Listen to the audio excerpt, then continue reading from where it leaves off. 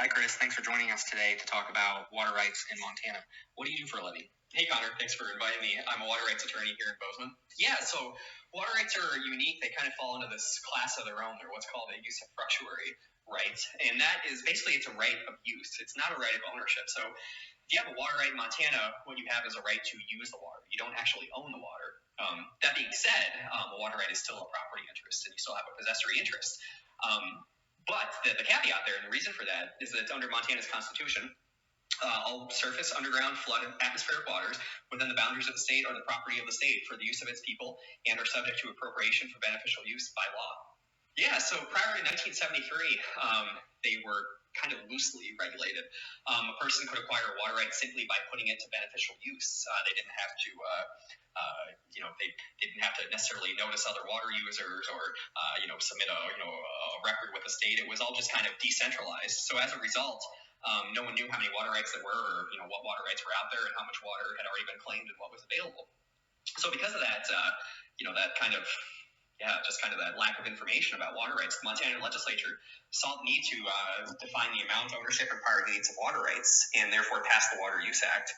And the Montana's Water Use Act became effective July 1, 1973. And that established an adjudication system, which happens before the Montana Water Court, for those water rights that existed prior to July 1, 1973.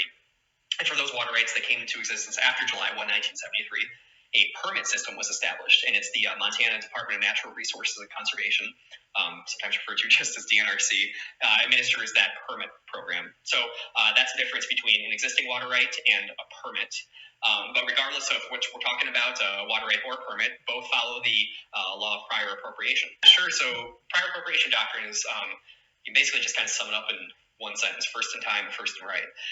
It's all based on priority dates. And of course, what's a priority date? Well, the priority date of a water right or a permit is the date the water was first put to beneficial use, or the date the notice of appropriation was filed. Back in the 1800s and homesteader days, you could simply kind of put a sign by the ditch and stick a notice of appropriation on there and tell the courthouse you did that, and that was good enough. So anyhow, you could have that date or the date that you first put your water to use.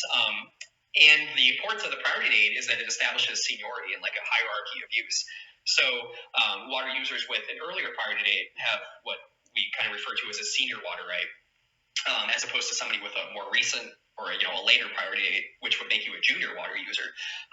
And this is important because the senior water user, the person with the earlier priority date, has the legal right to place a call on a junior water user to shut down and cease their use of water so that the senior water user's right can be satisfied.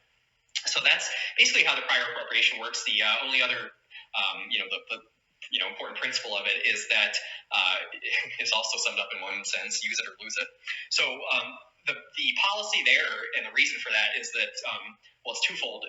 Basically, water is a scarce resource in Montana. So we wanted to discourage, just in the same way that kind of like other scarce natural resources, we wanted to discourage speculation. We didn't want people, claiming water that they weren't going to actually use. So you had to, after you claimed your water right, so to speak, you had to actually put it to use. So if you never actually used the water, that's basically saying that it was never perfected, which means it's not a valid water right. Conversely, once you've actually put the water right to use, you have to put it to a continual beneficial use. If you stop using it for a period of time, it's actually considered legally abandoned in the water rights law. So, briefly, water is a scarce resource in Montana, and we want to certainly encourage its storage. And one way to do that is by promoting hydropower projects, and those have the benefit of not only storing water for use by irrigators, but obviously also providing water as a form of renewable energy. And that's currently prioritized by statute in Montana. And in fact, so far we have one that is owned by the Montana DNRC, and this is actually a good example. It's the Broadwater Power Project in Toston. It actually can generate 10 megawatts. And it formed a reservoir that, let me see here, it's 327 acres in size, and it stores about 4,100 acre feet of full pool. So that's really important because that water can be used to both satisfy existing water rights and to generate hydropower. So in fact, the Broadwater project actually started as an irrigation diversion structure, and the turbines were later installed and it was converted to hydropower. So it's interesting because it began as an irrigation project and kind of evolved into a hydropower project. And that use and the spirit that continues because the reservoir water is actually diverted into a canal through a head gate, and that is the Broadwater Missouri Canal, which holds 342 CFS of water. So it's fair to say that that provides a lot of water for irrigation and 10 megawatts of power.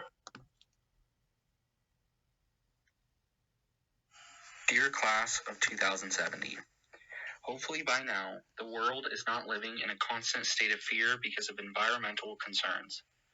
I hope that Montana has extended water rights to everyone within the state on a fair and sustainable playing field.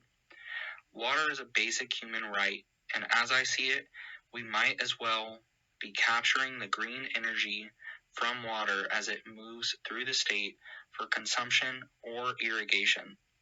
I also hope that by the time you are seeing this, we have learned how to store water sufficiently on a state level to distribute through droughts, and we have also learned how to conserve water in years that we have an excess amount. It is simply not enough to have cleaner energy sources and fail to protect our water rights. No matter how clean we are regarding our greenhouse gases, we also need to conserve our water and harness its energy to protect life. Good luck, class of 2070.